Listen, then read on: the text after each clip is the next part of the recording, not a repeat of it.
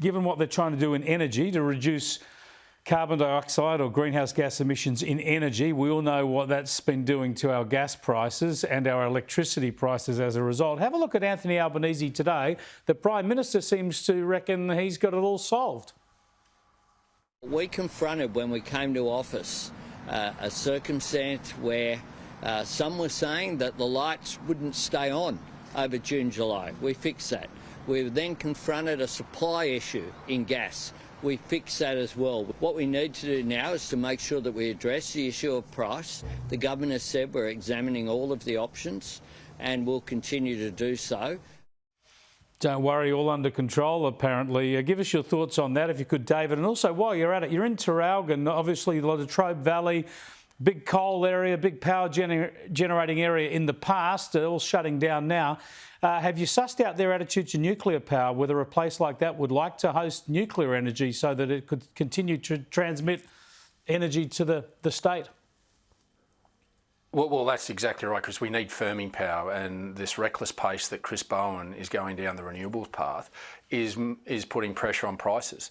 And I know Anthony Albanese's got an economics degree, but he must have missed the class about supply. Supply hasn't been fixed, and because supply hasn't been fixed with gas, it means that prices are going up because there's not enough supply. And in fact, what they did in this budget was take away grants to actually do more exploration work in the Ada Vale and Cooper basins to put more supply into the gas, but also they've taken away the investment that we were putting into making sure there wasn't a physical constraint of getting gas south from Queensland in bigger pipelines so that there was no physical constraint in delivery. So the supply hasn't been fixed. And the fact is, Anthony Albanese has demonised the gas companies for the last 9 years. This now is coming home to roost.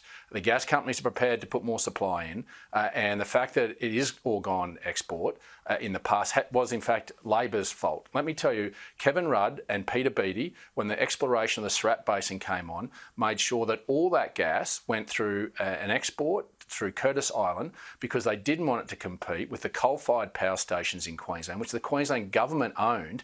They didn't want another domestic source of energy that they'd have to compete with because they were getting $1.5 billion worth of dividends from our coal-fired power station and distribution arm. So the reason we haven't got any gas that's going domestically of any scale is because of Labor's handling on this last time. And now they have this ideological view that they don't like gas. Gas needs to be part of our energy mix. And Chris Bowen is putting all our energy eggs in one basket. And that will not just drive up price, it will tear away reliability. And that's why a mature conversation about bringing the community on the emerging technology of small-scale modular, nuclear technology that we don't have to spend a cent on in trying to develop. We just peek over the Pacific. And we don't have to build billions of dollars of transmission lines to do it. You just put them in where the old coal-fired stations are, and you basically plug them in without having to put more transmission lines. $20 billion worth of transmission lines. This is just insanity. And someone's going to pay for that. That's going to be on your bill. Half your bill's already for the transmission, the poles and wires. They're not going to gold plate it like Gillard. They're going to platinum plate these transmission lines. And Chris Bowen is just reckless in his arrogance and disregard for the Australian taxpayer and the Australian consumer, because ultimately they're going to pay. We will all pay. Thanks so much for joining us, David. David Littleproud there, the Nationals leader, joining us from the Latrobe Valley in Victoria.